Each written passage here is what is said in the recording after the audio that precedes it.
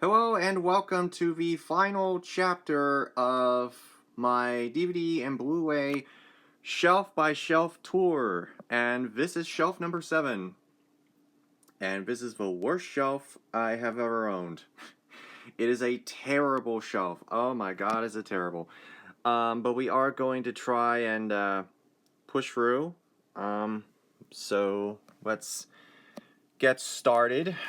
So first up, we have Sweethearts. The last Jeanette MacDonald and Nelson Eddy movie I have. I don't have Rosemary or what the hell is that one called? I'm blanking on it. Anyway, but this has 2 Wizard of Oz connections. The Wizard, Frank Morgan, and the Scarecrow, Way Bolger. So yeah, that's kind of neat that I have that. Wait, why does this case feel broken all of a sudden? Oh, great. Great. What the hell? Okay, look at this. Case is broken. My case broke. Oh boy. Okay, that sucks. Okay.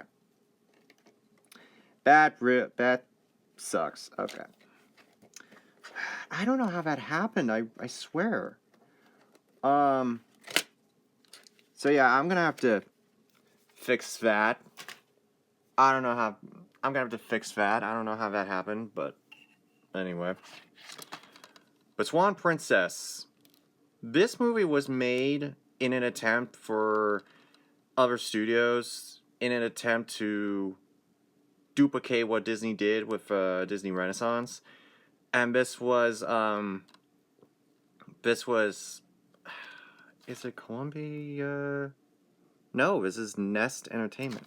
Where is Nest coming from? Anyway, yeah, the first Swan Princess, I saw it like twice.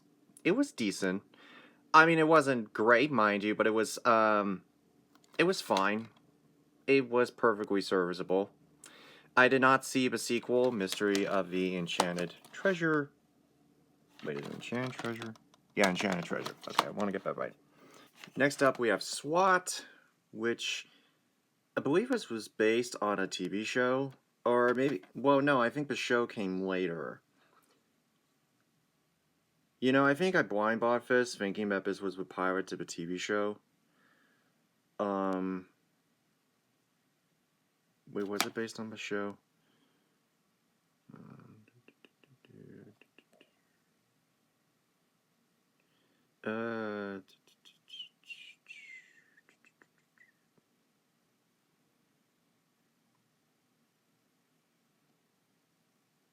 You know what? No. Sweeney Todd, The Demon Barber of Fleet Street. Again, this is another Tim Burton movie that I actually kind of like, as crazy as that sounds. Now, here's the thing. I am not a Tim Burton fan, but there are a few. This is a film that was perfectly made for Tim Burton. For one thing, it was based on a dark musical by Stephen Sondheim, where the original production had Angela Lansbury and Len Cariou, I believe his name is. But this movie has Johnny Depp and Helena Bonham Carter. It's gothic, it's moody, it's dark. Both Johnny Depp and Helena Bonham Carter aren't bad singers either, at least for trying here. The direction works to an extent, so it was good for what it was. Swingers. I really liked this one. This was the other film that Vince Vaughn and Jon Favreau made together after they did Made, which we already looked at. This is pretty good.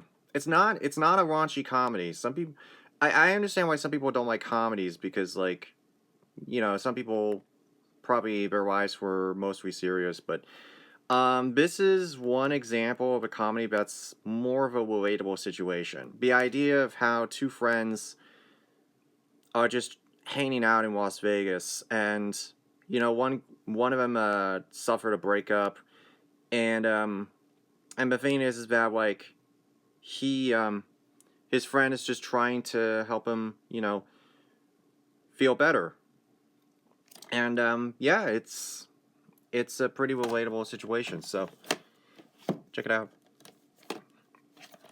Sword in a Stone. My friend Forrest and I would make fun of this all the time. And we saw this one YouTube poop, and we've made fun of it ever since. This is essentially a different interpretation of the King Arthur story, in which Merlin helps Arthur, named Wart in this one, essentially understand how to be a great king using education. And I know that sounds weird on paper, but it actually ended up working very well. Syriana, I talked about this in an update video, but this is a film dealing with oil tycoons, international terrorism, power, money, all that jazz. The consequences of money, the consequences of power. George Clooney, who won an Oscar for this, also Jeffrey Wright and Matt Damon, pretty good. The first Taken was really good. Liam Neeson, ever since this movie, he's done nothing but like action thriller type movies. And I'm honestly not sure why, because he has done drama before, even got an Oscar nom for it, so I don't know why he's still doing these movies, but anyway. The first Taken was really good.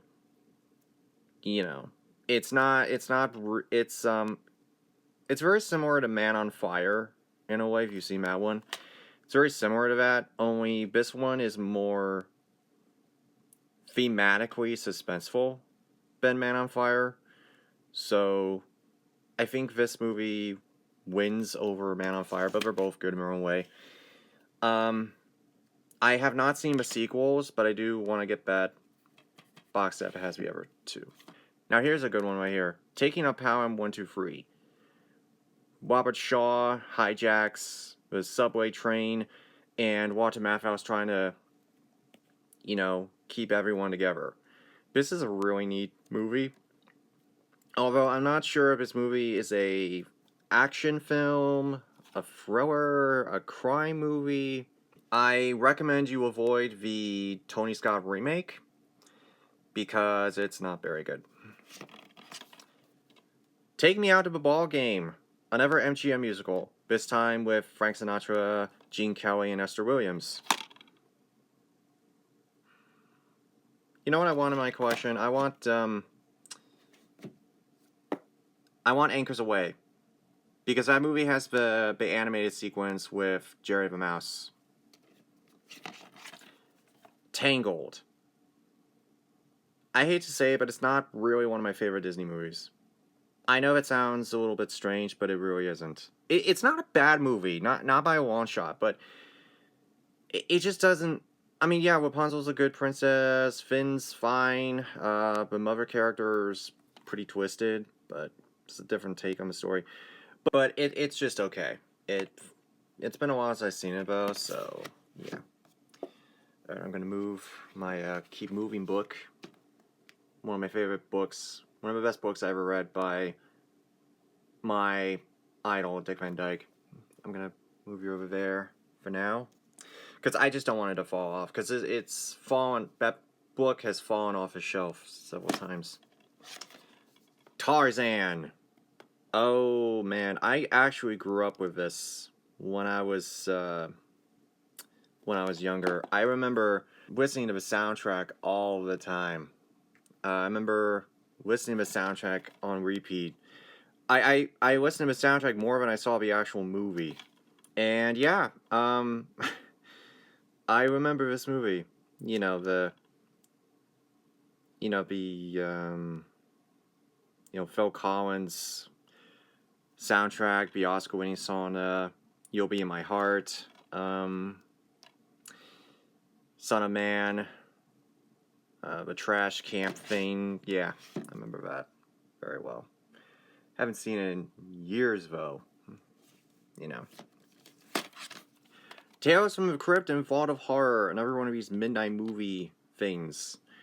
I think both of these came out in 1972, right? No, the first one came out in 1972, the other one's 1973, okay. Talladega Nights, The Ballad of Ricky Bobby. I have not seen this, but I blind bought it because it's a Blockbuster sticker. Yeah, the Blockbuster sticker. I'm trying to find these for each genre, but so far I've only found action, comedy, and horror. Anyway, it's Adam McKay. Yeah, another Adam McKay. Okay. Will Ferrell, John C. Reilly, Michael Clark Duncan, Sacha Baron Cohen. This is basically a comedic version of Days of Thunder, I assume. Town and Mr. Ripley. I don't know why I have this, but I've heard good things about this one. So, yeah, like I said all along, there are some movies I have not seen, and it's one of them. Terms of Endearment, Best Picture winner in 1983, and oh man, is this a downer again? I don't like, Deborah Wainer and Oscar-winning performances by Shirley MacLaine and Jack Nicholson. Yeah, here's the thing. I saw this like a long time ago. I liked it, like I thought it was fine, but all I remember is the ending. That's all I remember. Teenage Mutant Ninja Turtles. This is the 2014 reboot, the one that Michael Bay produced. And I'll be honest with you right now, it's actually not that bad. It's actually not. Although they did change a little bit of how the Turtles were, became the Turtles we all know. So they changed that a smidge, not terribly so, but I think it's okay. I don't think it's focus. Thank you. I don't think it's that bad. I really don't. It's not bad. It's okay. But then again, I did see the other movies. The ones, the original Ninja Turtles movie. That was good. So yeah. I don't know. Terror of Mechagodzilla, the final film in the Showa era, 1975. This was his Godzilla's second confrontation with Mechagodzilla. I finally got around to watching the first one, and it was awesome. Temple Grandin, this is a great HBO movie. A lot of people don't know this one. The true story of Temple Grandin, who was diagnosed with autism, and she actually understood animal. She actually ended up working for these places that dealt with animal behavior, and yeah, I'm not gonna give too much away, but this is a great little gem right here. All right, next we got the Terminator movies. The Terminator 1984 classic. Arnold Schwarzenegger. As the T-800. Yes, this was a groundbreaking movie when it first came out because, it dealt with... This is another film dealing with the dangers of artificial intelligence. Kind of like what we're dealing with right now. But anyway, but yeah, this is just one of the best sci-fi films ever made, by far. And then Terminator 2, Judgment Day, which a lot of people say that this is one of the best sequels ever made. I have not seen this. Mark, what are you doing? You have not seen Terminator 2? Oh my god, what is wrong with you? Yeah, I get it. I do. I've seen clips of it, but I have not seen the full movie just yet. So, yeah, and this movie has been re-released so many times. This is the Ultimate Edition that was put out in 2000? Yeah, 2000.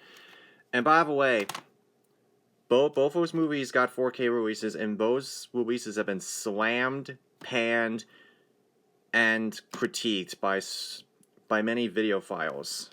If you don't know what videophiles mean, videophiles are people who are advocates of physical media and want the best, releases of their favorite films.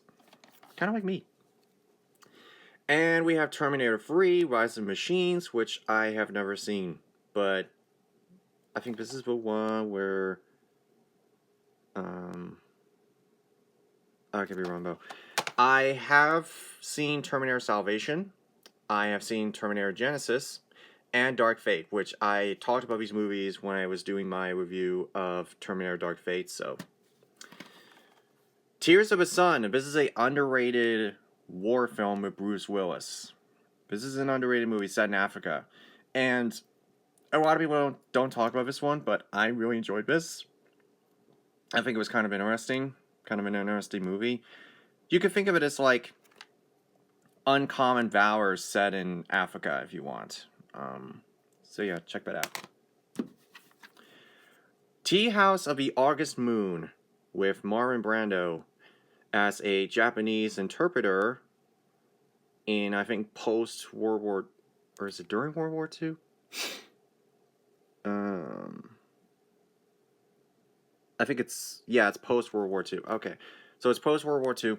And, the military asked him to help understand the Japanese language. Okay. Yeah. I'm not going to get into the reasons why people probably wouldn't want to watch this nowadays. But I think we all know what it is. Marlon Brando playing a Japanese interpreter, which was actually based on a Broadway play that Brando was such a fan of, he had to play the lead. You also have Glenn Ford, Machiko Kiyo, and Eddie Albert. I mean, yeah, I really liked this movie, but this is the kind of movie that they don't make today. To Catch a Thief, one of Alfred Hitchcock's finest. Cary Grant plays a jewel thief, and Grace Kelly gets involved. It's been a while since I've seen it, but I remember, actually enjoying this one. So, I remember this one. I remember it very well. Torn Curtain, a underrated Hitchcock film that people don't talk about, with Paul Newman and Julie Andrews. This movie was set up kind of like a stage play. I don't remember the plot of this movie, but I did really like it. Here's one that people don't talk about anymore. They Shoot Horses, Don't They?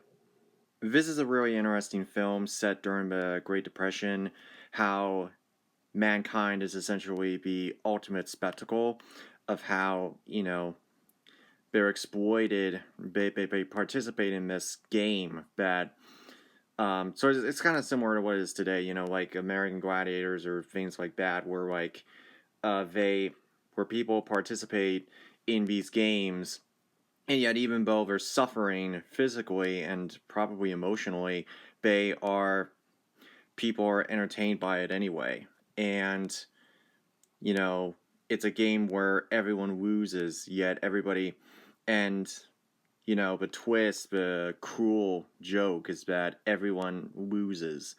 Everyone loses, yet everyone is entertained by it anyway. And this is just a really incredible movie. I wish it had a better release. Jane Fonda, Susanna York, Gig Yun, who won an Oscar for this. And this is just a really dramatic film. And no, it's not a film about, a bunch of people just standing around and dancing for 2 hours. It's actually a lot more psychological than that. It's actually a lot more dramatic than that. It's actually a film about, human suffering. Human suffering at the cost of entertainment. And when, you find out about the truth and how, essentially it's a game where everyone loses, but people are entertained by it anyway. And it's just really, I don't want to give too much away, but it's one of those films that really hits, it really hits you, and it's just a brilliant, underrated. If you think all this movie is just people participating in a competition where they stand around and slow dance for hours and days on end, if you think that that's what it is, I got one word for you: Derby. This is a really, just go check this out. It's really underrated, because it's very psychologically driven, and it's brilliant.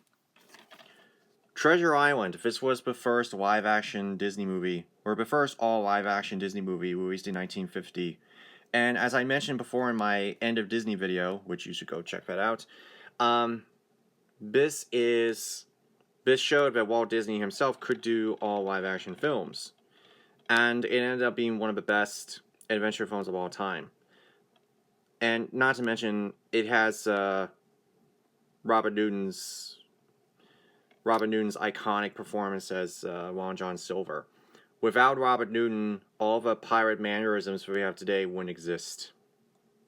So that's incredible. The Trouble with Girls. One of Elvis's final acting roles in 1969. By this point, he was just done with the whole Hollywood scene and everything. Like, they weren't going to give him any, like, you know, more challenging parts. So he was just kind of like, screw this, I'm done. And, you know, this was decent. But the problem is that this movie was marketed as a raunchy comedy. This movie was marketed as this zany comedy, and there's very little of that in the movie. The Thomas Crown Affair, a underrated crime film with Steve McQueen and Faye Dunaway, directed by Norman Jewison. This is a very interesting movie. So yeah, check this out. I know people go for a remake, but watch this. The Terminal. It's a very sweet, touching film directed by Steven Spielberg. If you have not seen this, I urge you to check this out. Tom Hanks plays a foreigner in stuck in an airport terminal in the United States because his country has been invaded, and yeah, this is just, and he meets Catherine Zeta-Jones at the airport, and he basically lives at his airport. So very touching, very sweet, very interesting film. People want to talk about that one. That Darn Cat. This is the original Disney one with Dean Jones. And I have no idea why I have this. I have no clue. Is this the cat that solves crime? You know what I want? I want the Cat from Outer Space. I've not seen That Darn Cat, but I have seen the Cat from Outer Space. Tommy Boy, I talked about this in an update video. I'm not a fan of Chris Farley, but I did like this movie. It kind of makes sense. You know, Chris Farley, David Spade. I did like this one, so I liked that movie. Tokyo Story. Oh, dear Lord, I love this movie so much. 1953, Criterion number 217. This is a film about generational gap. The generational gap, the relationship between parents and children, parents and their children, and personal, emotional, and the personal and emotional toll that, you know, the parents would have. You know, the parents want something for their kids, but they do something different instead, and it's hard for them to understand why they chose the life they chose. But again, it's a very sweet movie. It's, you know, the themes in here are fantastic, but oh, it's brilliant. I love that movie. THX 1138, George Lucas's first film in 1971. Actually 1970. Yeah, this is an underappreciated sci-fi film. If it hadn't been for this, Star Wars wouldn't exist. And this is the director's cut. And yeah, this movie, this is a fantastic film. A lot of people don't give this movie enough credit. This is the film. Without this movie, Star Wars wouldn't exist. So just know that. It's really great, actually. A lot of people don't know how good it is, so definitely worth checking this one out. Teacher's Pet, Clark Gable and Doris Day. I've not seen this, but I know the song. Teacher's Pet, I wanna be a teacher's pet. You know. Ted, the first one. Really liked the first one. I also liked the second one, but not quite as much. The first, I'm not a fan of Seth MacFarlane's style of humor. I'm not a fan of it. I don't like Family Guy, and I don't like a vast majority of Seth MacFarlane's work, but I did like this one. Because I think we can all connect in some ways to the the idea of what would happen if we actually stayed in a relationship with our stuffed animals and stuff, and what would happen if we never grew out of that. Like, would they grow up with us? That kind of thing. So it works. Thunder Road, one of Robert Mitchum's best performances. Although I think The Night of a Hunter is his best. This is a great crime film. A lot of people don't know this film. I'm not going to give it away, but it's brilliant. And the ending, just leaves you. 2 Days, One Night from 2014. Criterion number 771. This is a great movie right here.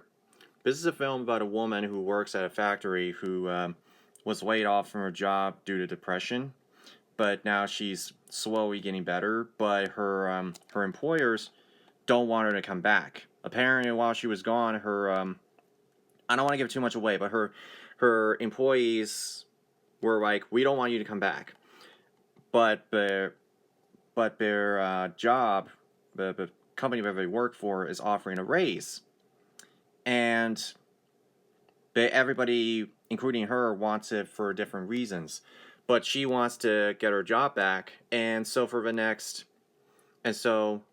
she spends the entire weekend trying to convince everyone she knows at the job to vote for her coming back.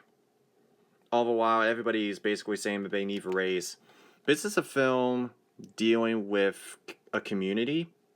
Listening to one another, and it's just, this is just a magnetic Oscar-nominated performance by Marion Cotillard. Love that movie. Highly recommend it. The Town. This was Ben Affleck's second comeback as actor and director. His first was Gone Baby Gone in 2008. This is a great heist film. This is a great heist film. You have Ben Affleck starring also in the director's chair, also with Jeremy Renner, Jon Hamm, Pete Foswife. Just a really intense, interesting, clever heist film. It really works, really shines. And this was the dress rehearsal before his Oscar-winning finale with Argo. And lastly, for this first section, Tourist Trap. If the idea of killer mannequins frightens you, don't watch this movie. If the idea of a mentally deranged Chuck Connors frightens you, some of you grew up with him from The Rifleman, then don't watch this movie. Joe Bob Briggs actually introduced me to this when he was doing the last drive-in show, and I was pretty impressed by it, to be honest. It was weird, but it was interesting. Alright, let's talk about these real quick so that I can get them out of the way. Easter Bunny is coming to town. Oh. Okay. I got this for $1, man. There's no Blu-ray of this, but this is basically the worst Rankin Bass special I have seen so far. Because look at this. Look at this. When you have singing chickens as one of your main focus, but that's a problem, isn't it? That is a problem. Skip Hannett is the Easter Bunny. Fred Astaire is narrating. If you want a better Rankin Bass Easter special, I highly encourage you to watch Here Comes Peter Cottontail. It's way better. Twilight Saga Breaking Dawn Part 2. Yes, I do have this in the first Twilight movie. I really don't think they're that bad. I really don't. I think the big problem with them, is that they were just miscast. It just wasn't good casting, the direction, and all of them was a problem. Like, there is a way to make Twilight good, and, yeah, with these movies, you know, I can't really say, but I don't really think they're that bad. I really don't. I had a girlfriend who she and I watched these movies many times. We saw the third one equipped in theaters, and, yeah, so I have a personal connection with the Twilight movies. I really don't think they're that bad. Besides, it was fine, you know. There are worse things. Everybody's saying they're like, oh, Twilight's the worst franchise ever. Twilight's the worst thing ever. No, there are worse franchises out there. Underworld Evolution. I don't even know why I have this. I have seen the first two Underworlds, and by first two, I mean the first two chronological.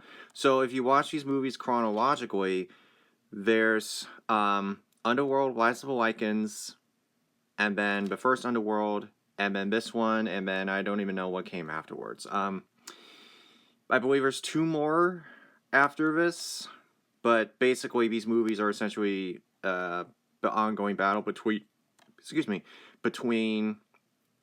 the werewolves and the Lycans, which are basically the vampires. Oh, wait, no, I'm sorry. I'm totally wrong. The Lycans over werewolves. I apologize about that. But anyway, yeah. These movies are essentially about the war between the vampires and the Lycans, who are the werewolves. So, I have no idea why I have only this one and not the other ones. But I'm hoping that'll change at some point. Voltaire by Pedro Almodovar. Yes, I have said. I saw this long before I even knew who Pedro Almodovar was. Now I know. I have seen this one, which I haven't seen in quite some time. I have seen Tie Me Up, Tie Me Down. I have seen All About My Mother. I have seen Women on the Verge of Nervous Breakdown. I have seen 2004's Bad Education. I have also seen Pain and Glory. That's it, Pain and Glory. Now I know who he is. I know his style. I know how he makes his movies. And yeah. Yay! That knocked over. But BFG. No, this is not the Steven Spielberg movie. This is the animated one from 1989 that Walt Dahl, I believe, was involved in. This was Move Forward. The Song of Bernadette.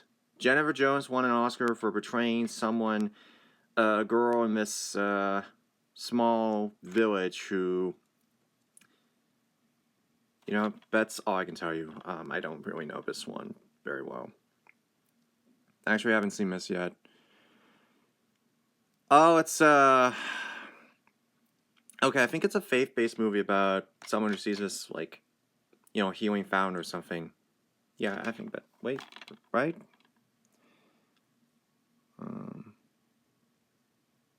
Yeah, I think it's about a healing fountain or something. But that's the second time, man.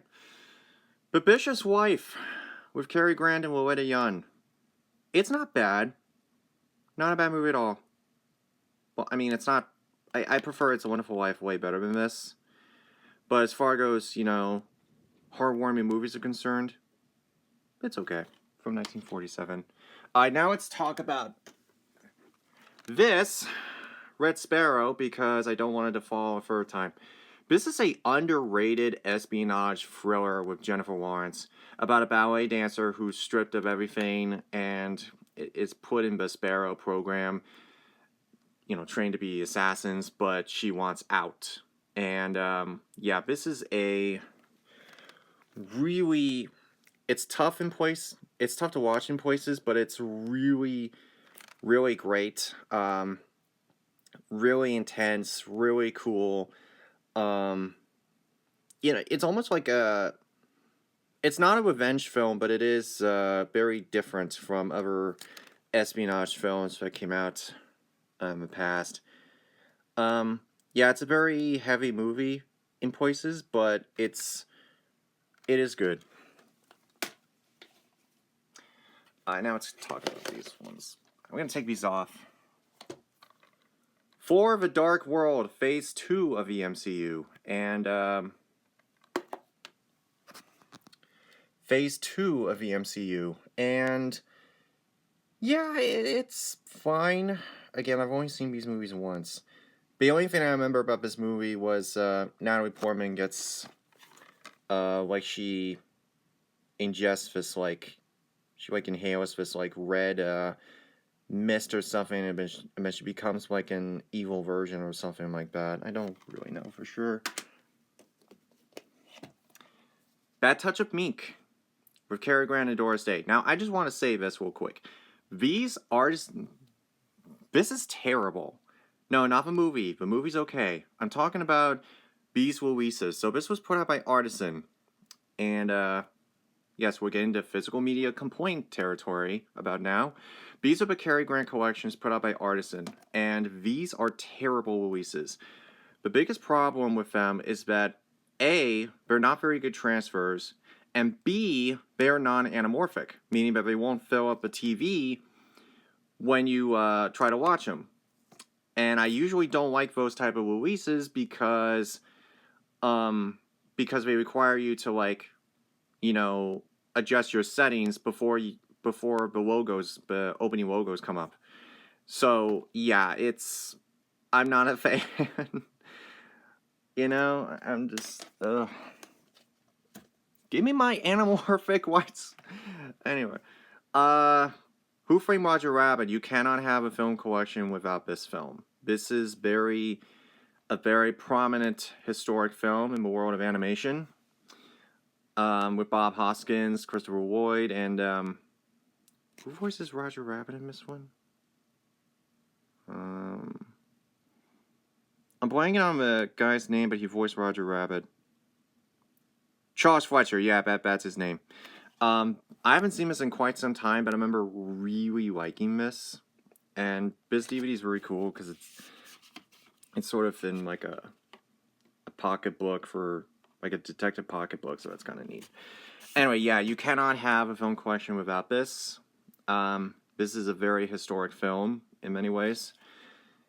And it's animation done by Richard Williams, who he won an Oscar for animation. And yeah, just a world where humans and toons exist.